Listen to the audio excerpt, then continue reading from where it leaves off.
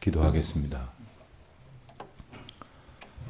사랑과 은혜가 풍성하신 주 여호와 하나님 아버지, 이 아침 다시금 저희들을 부르시고 하나님의 은혜의 장중에 지켜주심을 진심으로 감사드립니다. 하나님께서 날마다 생명의 은혜를 주시는 그 놀라우신 사랑 가운데에 저희로 살게 하셔서 오늘도 하나님의 날임을 고백하고 또 저희들에게 허락하신 은혜의 날임을 소망합니다. 혹 저희들 삶의 형편과 보여지는 모습이 여러 가지로 불안하고 염려될 일이 더러 있사오나 우리 주님께서 주시는 은혜인 줄로 알고 감사하며 기뻐하며 소망하는 가운데에 주께로 더욱 가까이 나아가는 저희들 되게 하여 주시옵소서. 하나님, 저희 성도님들 중에 육신의 고통으로 인하여 힘겨워하시는 분들이 많이 계십니다. 주님 도와주셔서 주님께서 허락하시는 날까지 어찌하든지 저희가 주님 앞에 예배하러 나아갈 수 있도록, 그리고 전도하느라고 사람을 만날 수 있도록, 봉사하느라고 수고할 수 있도록 저희들에게 육신의 건강을 허락하여 주시기를 간절히 기도드립니다. 아버지 하나님, 저희가 온전한 몸과 마음으로 살아가기를 원하는데 저희가 참으로 미련하여서 더러 실수할 때가 있습니다. 주님, 저희를 불쌍히 여겨 주시옵시고 하나님께서 베푸신 은혜 안에 있게 하여 주시옵소서. 아버지, 특별히 경제적인 문제로 힘겨워하는 분들도 많이 계십니다. 특별히 하나님께서 맡겨주신 귀한 생업이 사명이 되게 하시고 또 그 사명을 통하여 하나님 앞에 영광을 돌릴 수 있도록 은혜를 더하여 주셨는데, 주신 일이 하나님께 기쁨이 되도록 충성하는 가운데에 최선을 다하며 살아갈 힘을 주시고 그 가운데에 우리 주님의 도우시는 은혜를 맛보게 하여 주시옵소서. 우크라이나 전쟁에 이어서 중동에 불어오는 전면전의 바람으로 인하여 세계 경제가 큰 타격을 받게 되었고, 그리고 그로 인하여 우리나라 경제도 영향권에 들어섰습니다.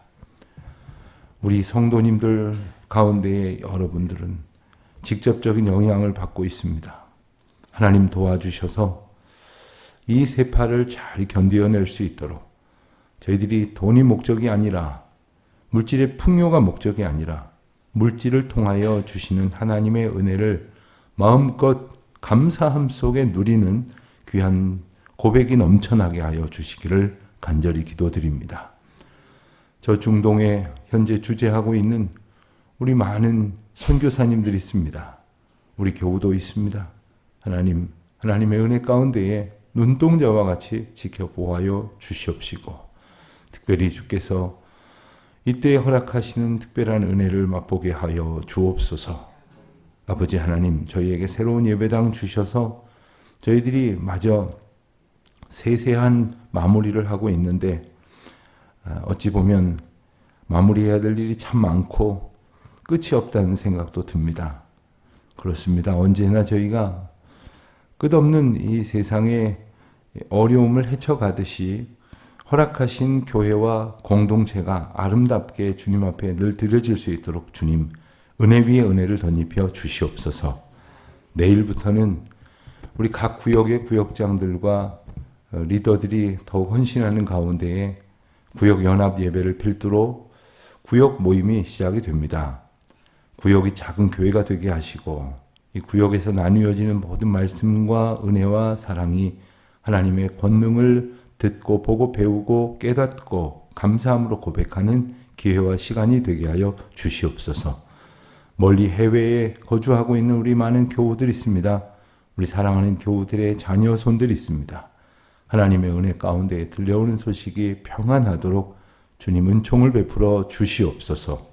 군문에 나가 있는 자녀들, 유학 중에 있는 젊은이들, 내일을 위하여 오늘 애쓰고 수고하는 모든 이들, 또 자녀들을 두고 하나님 앞에 오직 의지하는 기도로 나아가는 온 성도님들, 한 분 한 분 주의 장중에 붙들어 주시옵소서. 이 아침도 주님의 말씀 구하오며 우리 주 예수 그리스도의 이름으로 기도드립니다. 아멘. 마태복음 21장 36절로 33절로 46절까지 말씀을 보겠습니다. 마태복음 21장 33절로 46절까지 말씀 우리 다 같이 한 목소리로 봉독하겠습니다. 다른 한 비유를 들으라. 한 집주인이 포도원을 만들어 산 울타리로 두르고 거기에 즙 짜는 틀을 만들고 망대를 짓고 농부들에게 새로 주고 타국에 갔더니 열매 거둘 때가 가까우매 그 열매를 받으려고 자기 종들을 농부들에게 보내니 농부들이 종들을 잡아 하나는 심히 때리고 하나는 죽이고 하나는 돌로 쳤거늘 다시 다른 종들을 처음보다 많이 보내니 그들에게도 그렇게 하였는지라. 후에 자기 아들을 보내며 이르되 그들이 내 아들은 존대하리라 하였더니 농부들이 그 아들을 보고 서로 말하되 이는 상속자니 자 죽이고 그의 유산을 차지하자 하고 이에 잡아 포도원 밖에 내쫓아 죽였느니라. 그러면 포도원 주인이 올 때에 그 농부들을 어떻게 하겠느냐. 그들이 말하되 그 악한 자들을 진멸하고 포도원은 제때에 열매를 바칠 만한 다른 농부들에게 새로 줄지니이다. 예수께서 이르시되 너희가 성경에 건축자들이 버린 돌이 모퉁이의 머릿돌이 되었나니 이것이 주로 말미암아 된 것이요 우리 눈에 기이하도다 함을 읽어본 일이 없느냐. 그러므로 내가 너희에게 이르노니 너희 하나님이 그 열매를 맺는 이 돌 위에 떨어지는 자는 깨지겠고 이 돌 위에 사람이 떨어지면 그를 가루로 만들어 흩으리라 하시니 대제사장들과 바리새인들이 예수를 비유를 듣고 자기들을 가리켜 말씀하신 것인 줄 잡고자 하나 무리를 무서워하여 이 선지자로 알미었더라. 아멘. 오늘 말씀은 다른 한 비유를 들으라 하신 말씀에서 우리가 알 수 있듯이 예수님께서 들려주시는 또 다른 비유의 이야기입니다. 앞서 우리는 예수님께서 한 가지 비유를 들어 말씀하신 것을 보았습니다. 예루살렘에 입성하셨을 때에 제일 먼저 예수님이 행하셨던 일은 성전에 들어가셔서 성전을 깨끗하게 하신 일이었고, 그리고 그곳에서 성전을 섬기도록 누구보다도 귀한 은혜를 받았으나 성전을 자기 유익의 난장판으로 만들어버린 이들을 다 쫓아내시면서 그들을 심판하셨던 말씀을 우리는 보았습니다. 그뿐 아니라 무화과 나무를 저주하심으로 그 예수님의 심판이 어떤 의미를 가지고 있는지를 분명히 말씀을 해 주셨습니다. 그런데 또다시 한 비유를 들어 말씀을 하십니다. 아마도 지금껏 알아들은 사람은 거의 없던 모양이고 알아듣지 못하는 이들을 알아듣도록 해주시기 위하여 비유로 말씀하시는 것은 이 자체가 은혜가 아닐 수 없습니다. 사람은 누구에게 무슨 이야기를 하다가 못 알아듣거나 들으려고 하지를 않으면 뭐라고 합니까? 말을 말자. 그러고서는 돌이켜버립니다. 포기해버립니다. 그러나 우리 하나님께서는 이렇게 어리석고 미련하고 패역하게 구는 이스라엘 예루살렘의 종교 권력자들을 향해서도 끝까지 말씀하시고 그들이 알아들을 수 있도록 또한 그들뿐만 아니라 이 말씀을 듣는 모든 이들이 하나님 나라의 비밀에 대해서 바로 알 수 있도록 또한 말씀하시며 오늘 그 또 다른 비유를 우리가 듣게 되는 것입니다. 이 또 다른 비유 역시 우리에게 잘 알려져 있는 이야기입니다. 이 33절에서 보는 것처럼 한 집주인이 있었습니다. 이 33절이 대단히 중요한 설명을 담고 있는데 우리가 이 비유의 진의를 파악해 보면서 33절을 살펴본다면 집주인은 이 세상의 주권자이시며 주인이신 하나님을 말하는 것이요, 포도원은 이 세상을 만들어서 특별히 이스라엘을 허락하신 의미를 담고 있습니다. 그런데 그 이 포도원을 산 울타리로 두른 상태에서 거기에 집을 짜는 틀을 만들고 망대를 지어서 농부들에게 새로 주었다 했습니다. 산 울타리를 둘렀다는 것은 그들이 기본적으로 하나님의 보호하심 가운데 있다는 것을 상기시켜 주시는 말씀입니다. 그리고 집 짜는 틀, 그들이 농사를 지어서 소출을 얻고 그것으로 수익을 가지며 그들이 먹고 살 수 있을 충분한 방편을 주셨다는 이야기입니다. 그리고 그것을 새로 주었다 하는 이야기는 그 새가 더 많겠습니까? 그들이 갖는 것이 더 많겠습니까? 훨씬 더 많은 그 은혜 가운데 살게 하셨다는 사실을 내포하고 있는 말씀입니다. 34절 보면 열매 거둘 때가 가까워 왔습니다. 그 열매를 받으려고, 그러니까 그 새 삭슬 받으려는 것이죠. 열매를 받으려고 자기 종들을 농부들에게 보냈습니다. 이 집주인은 이 자기 종들을 보냈습니다. 그러니까 하나님의 백성들은 하나님의 백성들을 통해서 하나님의 일을 하고 하나님의 거룩한 역사가 이어지는 것을 보게 되는 원리를 일러주시는 것이죠. 그런데 이 포도원을 소작하고 있는 농부들이 주인으로부터 온 종들을 잡아서 하나는 심히 때리고 심지어 하나는 죽이고 하나는 돌로 쳤다 했습니다. 이 말씀은 우리가 잘 이해하고 있는 것처럼 구약에 하나님의 메신저로서 여러 선지자들을 보냈지만 그 선지자들을 박대하고 그리고 그들을 오히려 핍박하고 그들을 죽이고 쫓아서 그들을 공동체 가운데에서 괴롭혔던 일들을 기억하게 하시는 것이죠. 여기까지 들었을 때 과연 이 이야기를 듣는 이들이 알아들었을까? 자, 이제 계속해서 보면 그리고도 그들이 마치 주인이 보낸 그 의도대로 합당하게 행동하지 않았기에 17절에 보면 후에 나중에는 자기 아들, 집주인의 아들을 보내게 됩니다. 그런데 문제는 38절에서 농부들이 그 아들을 보고 그가 상속자라는 것을 알았습니다. 상속자라는 것을 알았는데 그들이 한 행동은 무엇입니까? 그 상속자 되는 아들에게 우리에게 이런 기회가 주어졌으니 혹 당신의 부친으로부터 이 포도원을 이제 유산으로 받더라도 우리가 계속 일할 수 있도록 해 주시고 그리고 우리의 자녀들도 이곳에서 계속 일할 수 있도록 해 달라고 하는 것이 정상 아니겠습니까? 그것을 부탁해야 하는 것이 우선적인 마음이 아니겠습니까? 그런데 상속자니까 죽이고 그의 유산을 차지하자 하는 겁니다. 바로 이것이 이 세상의 악한 사탄의 세력들이 가지고 있는 궁극적인 목적입니다. 이 세상에 하나님께서 지으신 그 아름다움을 이제 자기들의 것으로 바꾸어 차지하려고 하는 것, 심지어 교회 공동체 안에 성도들의 삶에 들어와서 성령의 역사를 회방하고 그 개인의 삶이든 그 크고 작은 공동체를 이제 악한 것으로 차지해 버리려고 하는 것이 바로 이 영적 이 싸움의 원리가 된다는 것을 우리가 알 수 있습니다. 이미 20-30년도 더 됐습니다. 이제 신천지나 그 외에 여러 이단들이 기성교회를 공격하는 방법을 이제 그들 어떻게 처음에 알게 되었겠습니까? 그 안에 들어갔다가 그 안에 오히려 중요한 일들을 하던 사람들 중에서 이게 바른 길이 아니로구나 하고 깨우쳐 회개하고 돌이켜서 이제 그 일을 공개함으로써 기성교회에 오히려 그 일을 제보함으로써 그들의 전략이 그들이 교회를 어떻게 집어삼키려고 하는지의 이 전략을 낱낱이 이제 공개가 되었던 것을 우리가 기억합니다.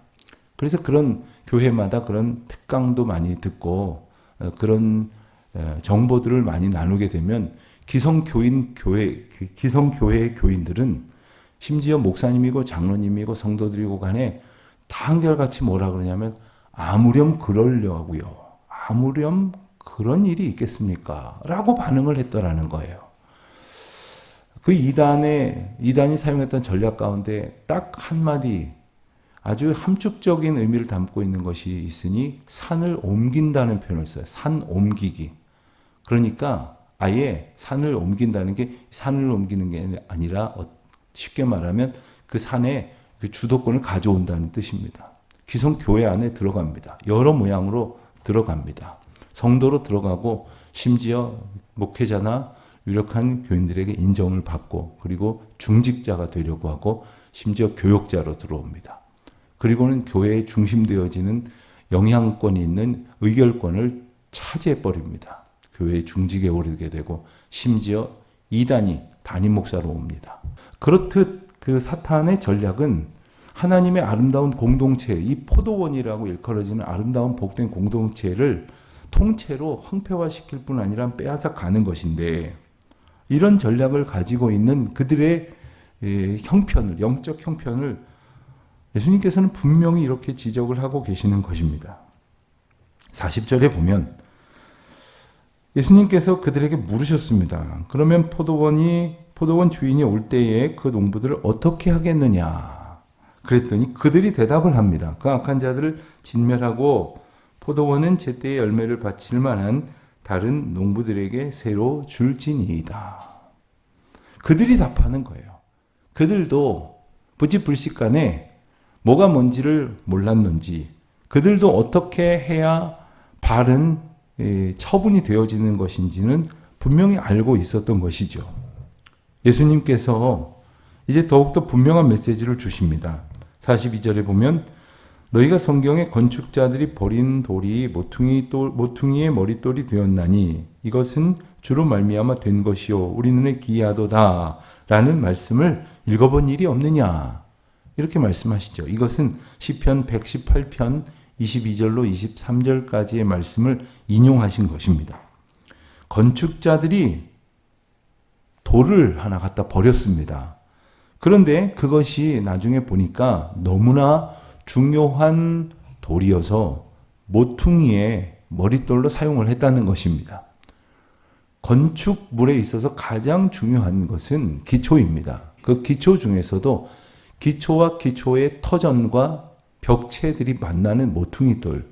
예컨대 여러분 우리 이 건물 중에서도 이 본당 예배당을 본다고 한다면 바닥면과 그리고 여러분 보실 때의 왼쪽의 벽면 그리고 정면의 벽면이 만나는 꼭지점이 있을 것입니다. 여기에 바로 가장 든든하고 기초가 되는 돌을 놓는데 그 돌을 가리켜서 모퉁이 돌이라고 일컫는 것입니다. 모퉁이 돌이 기준점이 되는 것입니다. 벽체의 출발점이 되는 것입니다. 횡을 이루는 그런 단면의 출발점이 되는 것입니다. 가장 중요한 돌이 바로 그 모퉁이 돌이었는데 그 돌이 건축자들이 버린 돌이었다는 이 말입니다. 그러니까 그들이 예수님으로 알아보지 못하거나 상속자인 줄 알았는데도 불구하고 빼앗으려고 쫓겨내는 그런 어리석음을 범한 끝에 예수님을 예수님으로 모시지 못하고 있는 그 영적 형편을 그대로 말씀하고 계시는 것입니다. 43절입니다. 그러므로 내가 너희에게 이르노니 하나님 나라를 너희는 빼앗기고 그 나라에 열매 맺는 백성이 받으리라. 지금 그들은 하나님 나라에 당연히 자기들이 주인이라고 생각을 했고 그 누구보다도 주인공이라고 생각을 했습니다. 내가 여기서 가장 중요한 사람이라고 그렇게 생각을 했다는 거예요. 그런데 당연히 그들의 것이 아니며 빼앗기게 될 것이고 그 나라에 열매 맺는 백성, 즉 열매 맺는 백성이라는 말은 열매를 맺는 생명력을 가지고 있다는 뜻이죠. 생명력을 가지고 있다는 것은 생명의 근원이신 예수 그리스도로부터 연결되었다는 의미입니다. 예수 그리스도로부터 연결되어졌을 때 그 생명의 결실로 열매를 맺게 된다는 것이죠. 어떤 분들 이 심장 쪽에 안 좋은 그 진단을 받으신 분들이 수술을 하여서 이 몸 안에다가 심박 제세동기, ICD라고 부르는 제세동기를 아예 몸 안에 넣어놓고 지내시는 분들이 계십니다. 근데 과거에는 이게 이 안에다가 심장을 뛰는 것을 돕는 조그마한 기계하고 이 기계를 돌리는 배터리하고 같이 넣었어요. 같이 넣어가지고 이 배터리가 수명이 있으니까 한 5년에서 7년 지나면 다시 부득이하게 수술을 해서 그것을 꺼내서 배터리 교환하고 다시 집어넣고 봉합하는 뭐 큰 수술은 아니라 하지만 어쨌든 몸을 여는 수술을 해야만 했었습니다. 그런데 요즘은 이 배터리가 하도 좋아져서 100년을 간답니다. 100년을 가고 아예 100년 이상 가기 때문에 뭐 그 이상 사는 사람이 흔치 않은 까닭에 이게 아주 영구적인 것으로 이렇게 보고 집어넣는다고 하는 거죠. 저는 그것이 하나님과 연결된 삶에서 아예 하나님을 우리 안에 모시고 들여 모시고 사는 것과 같다는 의미로 이해를 하곤 했습니다. 여러분, 그저 우리가 허겁지겁 가서 충전하고 또 좀 살다가 또 방전돼서 또 가서 충전하는 게 아니라 생명의 근원이신 예수 그리스도를 우리 안에 모시고 살면 뭐 충전, 방전도 필요 없습니다. 늘 에너지로 충만해져서 성령의 능력으로 생명력 있게 살아갈 때에 당연히 우리의 삶에서 주님이 기뻐하실 열매들로 충만할 것이고 그것이 바로 성령의 열매인 것입니다. 오늘 우리는 성령의 열매를 맺는 생명력 있는 그리스도인으로서 그리스도와 연결된 삶을 살아가고 있는가? 그렇지 않아서 끊어진 사람으로 살아가고 있느냐 하는 말씀을 우리에게 일러주시는 것이죠. 45절에 보니까 이제서야 대제사장들과 바리새인들이 예수님의 비유를 듣고 이 비유의 내용이 바로 자기들을 향한 말씀이라는 사실을 알게 되었습니다.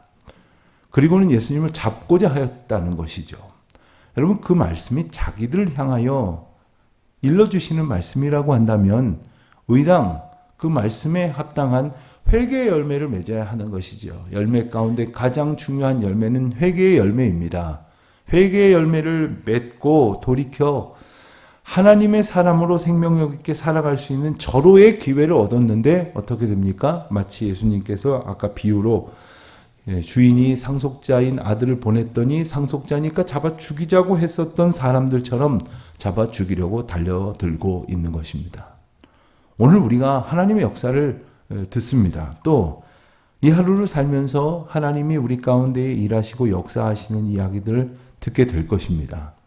자, 그때에 우리는 그것을 들음으로 주의 말씀으로 인식하고 깨달아서 돌이켜 회개의 열매를 이루게 될 것인지 아니면 분하고 노하며 그리고 오히려 그와 같은 은혜의 메시지들을 전하는 이들을 잡고자 하고 내쫓고자 하고 그리고 자기의 거짓된 의만 드러내려고 하며 살아가려고 하는지 왕이신 하나님 아버지의 그 인도하시는 은혜를 의지하고 그것을 의식하려고 하는 것이 아니라 고작 한 줌도 안 되는 그 무리들의 반응을 오히려 무서워하여 선지자로 생명의 근원으로 생명의 주인으로 오신 예수 그리스도를 멀리하고 그리고 잡으려고 했었더니 어리석은 사람처럼 살아가고 있을런지 오늘 주의 말씀과 성령의 인도하심을 의지하여 생명력 있는 믿음의 결실을 맺으며 살아가시는 우리 모두가 되시기를 주의 이름으로 축원드립니다. 기도하겠습니다. 하나님 아버지, 주님께서 저희들에게 이 땅의 생명과 그리고 소중한 사명을 주신 것을 잘 기억하여 저희들이 욕망으로 살아가는 것이 아니라 생명의 은혜로 살아가는 귀한 날 되게 하여 주시옵소서. 하나님 아버지, 오늘도 저희들에게 은혜 주실 성령의 역사하심 가운데에 꼭 붙들림 바 되어 살게 하여 주옵소서. 예수님의 이름으로 기도드립니다. 아멘. 하늘에 계신 우리 아버지, 아버지의 이름을 거룩하게 하시며 아버지의 나라가 오게 하시며 아버지의 뜻이 하늘에서와 같이 땅에서도 이루어지게 하소서. 오늘 우리에게 일용할 양식을 주시고 우리가 우리에게 잘못한 사람을 용서하여 준 것 같이 우리 죄를 용서하여 주시고 우리를 시험에 빠지지 않게 하시고 악에서 구하소서. 나라와 권능과 영광이 영원히 아버지의 것입니다. 아멘.